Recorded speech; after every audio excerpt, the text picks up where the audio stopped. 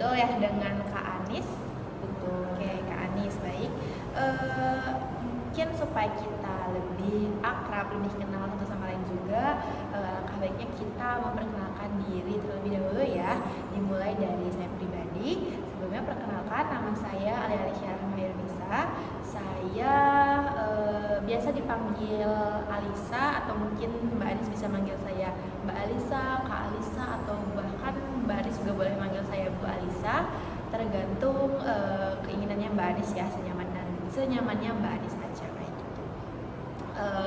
Saya merupakan mahasiswa BK angkatan 23, yang mana di sini saya sebagai fasilitator atau konselor dari proses konseling yang akan kita lakukan hari ini ya. Oke, baik, mungkin itu dari saya, bisa dilanjutkan dari Anis. Nama saya Anis Yustiana Iva. Oke. Biasa dipanggil Anis. Saya juga saat ini sedang berkuliah. Oke, Kak Anis sama ya, sedang berkuliah dengan saya. Kira-kira kalau boleh tahu Kak Anis kuliahnya di mana nih Kak Anis? Saya kuliah di UM. Di UM. Ya. Ngambil apa nih Kak Anis kuliah di UM? Ngambil itu jurusan BK juga. BK juga. Iya. Oke. Tapi kita kayak nggak pernah ketemu sebelumnya ya Kak Anis. Kayak nggak apa-apa. Mungkin dari pertemuan kali ini kita bisa lebih deket lagi, terus bisa lebih saling kenal satu sama lain ya Kak Anis. By the way, salam kenal ya Kak Anis. Oke, kira-kira nih kalau boleh tahu, selain Kak Anis berkuliah nih, apakah ada kegiatan lain gitu selain Kak Anis berkuliah? Untuk semester ini nggak ada sih, cuma semester yang lalu itu sempat ada ikut volunteer gitu, tapi nggak lanjut. Kira-kira kenapa tuh Kak Anis nggak lanjut? Karena apa ya, lagi udah sibuk tugas banyak, jadi takutnya nanti saya nggak bisa bagi waktu, jadi kayak ya udah nggak usah dilanjut, karena ya saya yang penting ada pengalaman aja gitu, kayak misalnya UKM gitu.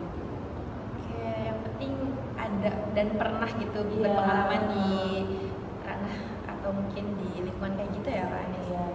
Kalau boleh tahu di UKM apa nih Kak Anis kira-kira? Ada namanya UKM Gempita, itu kita kan jadi volunteer, itu kayak dampingin anak-anak disabilitas untuk saat mata pelajaran mata kuliah di perkuliahan gitu.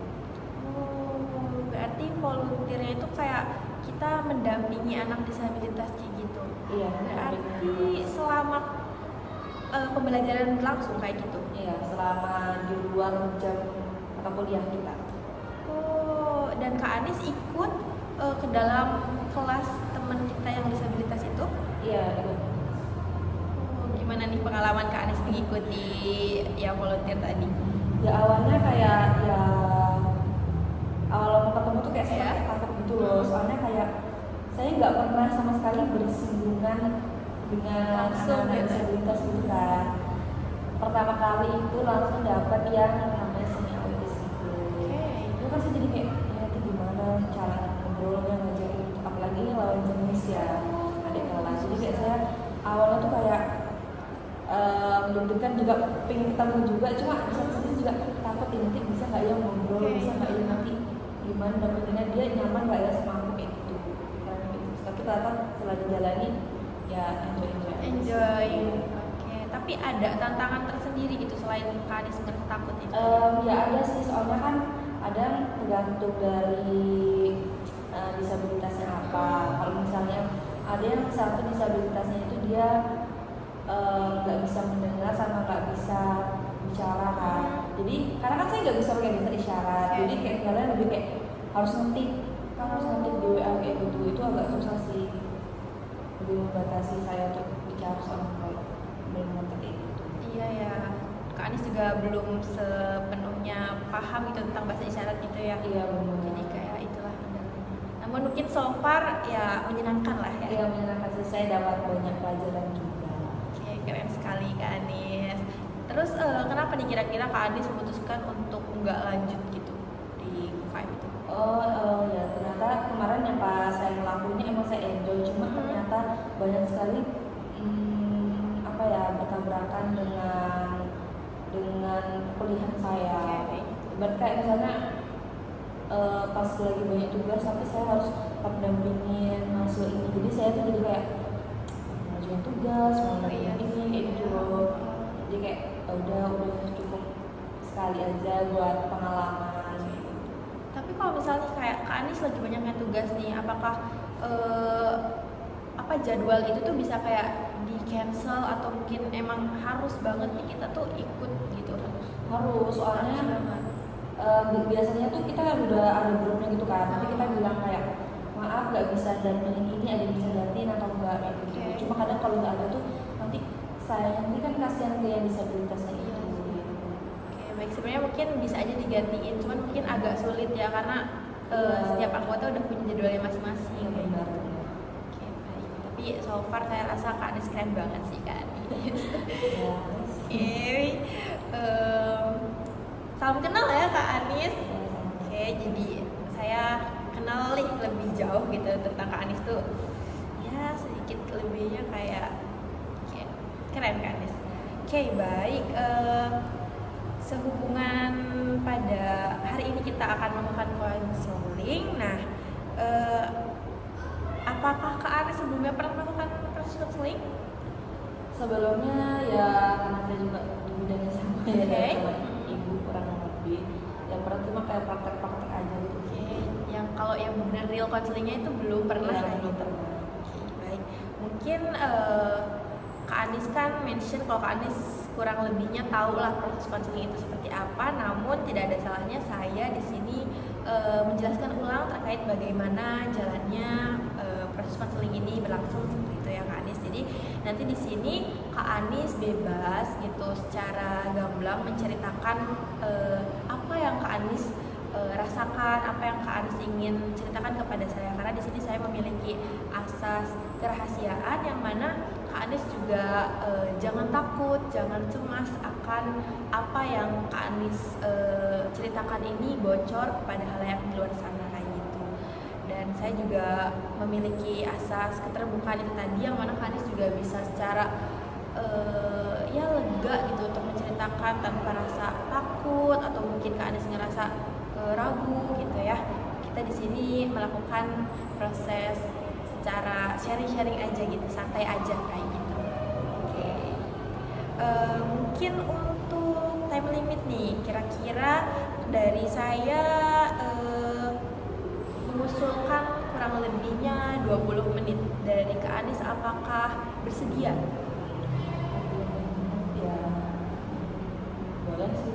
Boleh ya. Oke, setelah ini apakah Kak Anis ada aktivitas lain gitu?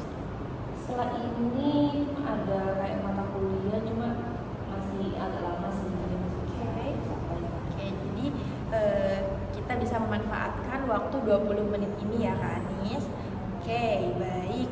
Sebelumnya di sini saya meminta izin untuk membawa catatan karena di sini hanya sebagai kebutuhan pribadi saya, tidak untuk saya bagikan ke orang di luar sana. Jadi saya meminta izin ya Kak Anis untuk dapat membawa catatan pada proses konseling kali ini.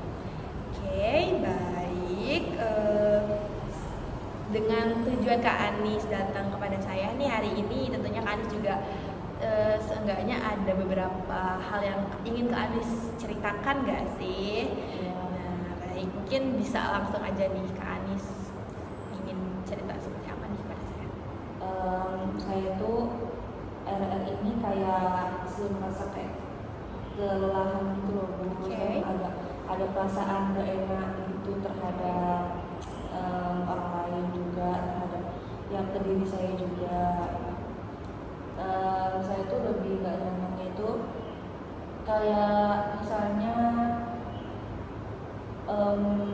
kayak sulit nolak ajakan temen gitu loh, Bu.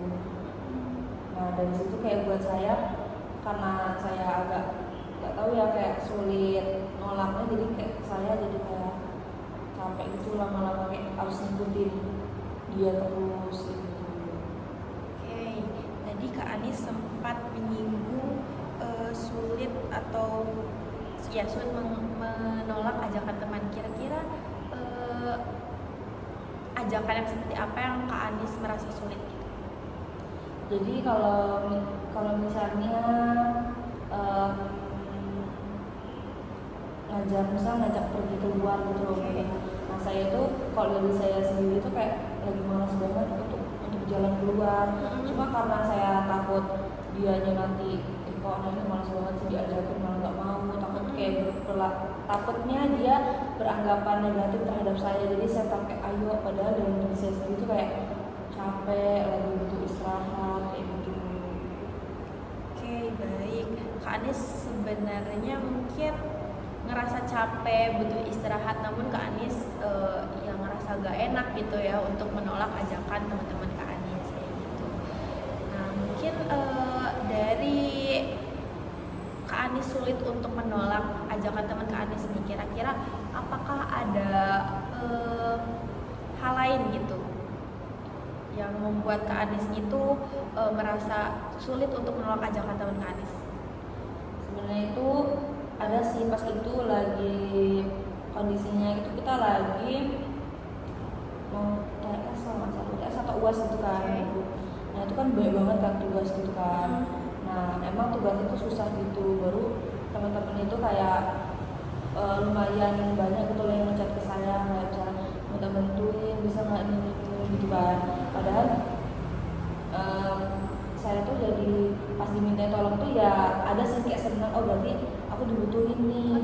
Cuma di satu sisi saya tuh nggak milah-milah gitu loh Bu, yang saya bantu tuh kayak gimana. Jadi pas mereka minta tolong ya udah semuanya saya bantu. Jadi kayak misalnya walaupun ini siang kah atau malam gitu, iya boleh, iya aku kayak langsung kayak ini sudah minta kamu nggak bantuin nggak boleh gitu. Nah kayak gitu kan jadi kayak padahal itu kadang waktunya saya istirahat, saya sendiri kan capek juga kan, belum lagi tugas saya mungkin belum selesai, ada lagi tugas baru, kurang istirahat itu kan, jadi pas malam itu kayak capek sendiri gitu loh, kayak ya Allah dari pagi sampai malam gak ada istirahat, tapi bukan ngerjain tugas sendiri, ngerjain orang kayak gitu.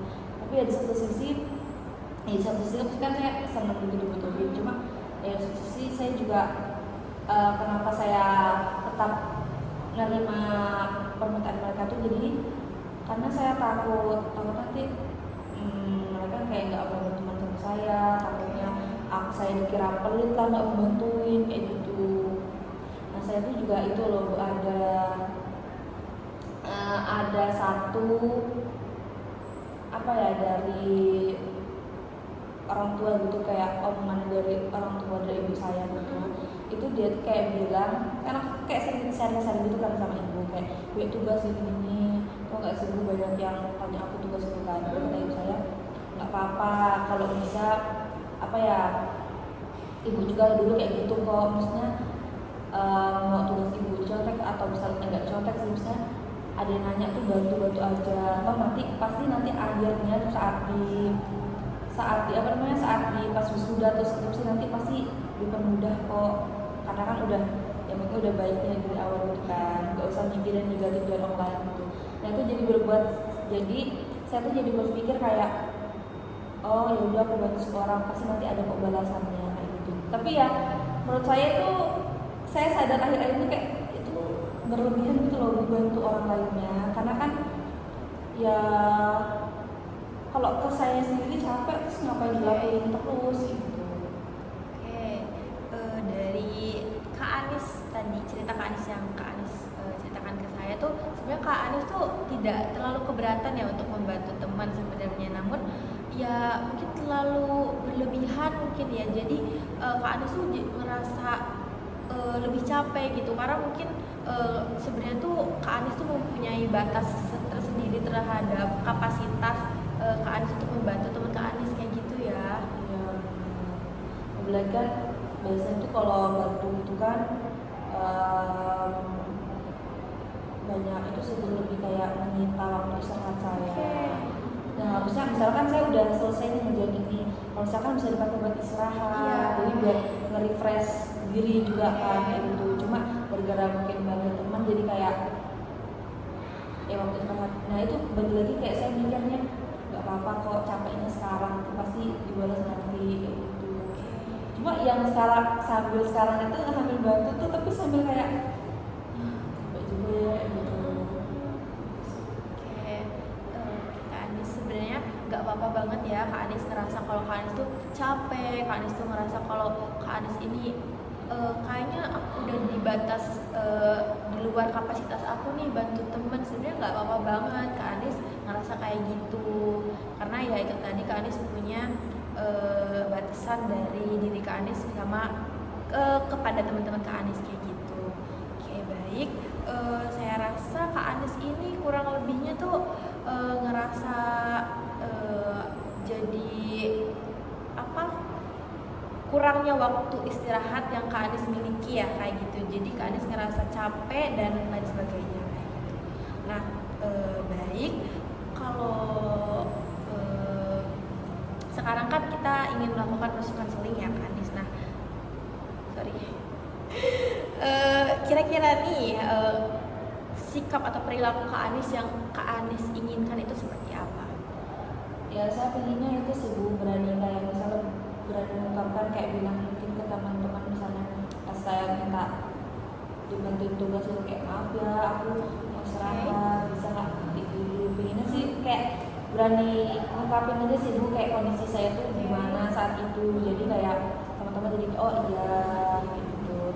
Atau enggak misalnya kalau misalnya diajak keluar misalnya bilang ya pokoknya berani ngungkapin apa yang ingin saya lakuin aja sih Bu. Jadi saat ngelakuin ini juga saya enjoy, nggak terpaksa kayak gitu. Itu yang ingin saya lakuin saat ini. Oke, mungkin Kak Anis ingin ya sedikitnya merubah sikap Kak Anis yang tadinya nggak enakan tuh lebih ke ingin menjadi seseorang yang lebih bisa mengungkapkan isi hati gitu ya kayak gitu, tidak terlalu membebankan diri sendiri. Baik, di sini saya ingin mengajak Kak Anis untuk sekiranya sebelum Kak Anis mencoba ke lapangan gitu untuk merespon hal yang akan terjadi, hal yang akan mungkin terjadi nih. Kira-kira apakah Kak Anis bersedia sekiranya nih anggap saja saya sebagai teman Kak Anis gitu. Kak Anis melakukan percakapan yang Kak Anis ingin lakukan kepada teman Kak Anis. Misalnya nih saya sebagai teman Kak Anis yang ingin meminta tolong kepada Kak Anis, namun posisi sekarang itu Kak Anis sedang merasa capek atau mungkin ya ingin istirahat nih. Kira-kira apa yang Kak Anis ingin katakan? Saya bilang sih kayak maaf ya aku nggak bisa untuk saat ini soalnya lagi capek juga mau istirahat, mungkin bisa lain kali atau nanti aku kabarin lagi deh lebih lanjut gimana. Oke, Kak Anis kurang lebih akan mengatakan hal demikian kayak gitu.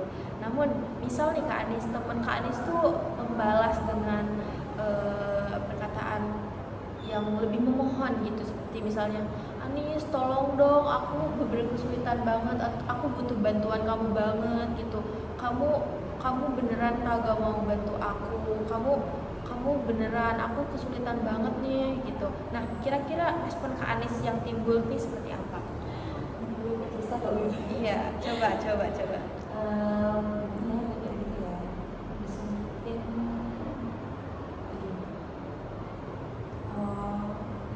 maaf banget nih, boleh kok nanti aku bantuin tapi nggak sekarang, nggak apa-apa nggak kayak gitu. Bisa nggak ya? boleh aja, seenaknya Kak Anis. Kalau misalnya emang Kak Anisnya nggak mau sekarang, nggak bisa sekarang, nggak apa-apa, Kak Anis bisa mengungkapkan hal tersebut kayak gitu. Mungkin bisa dicoba ulang.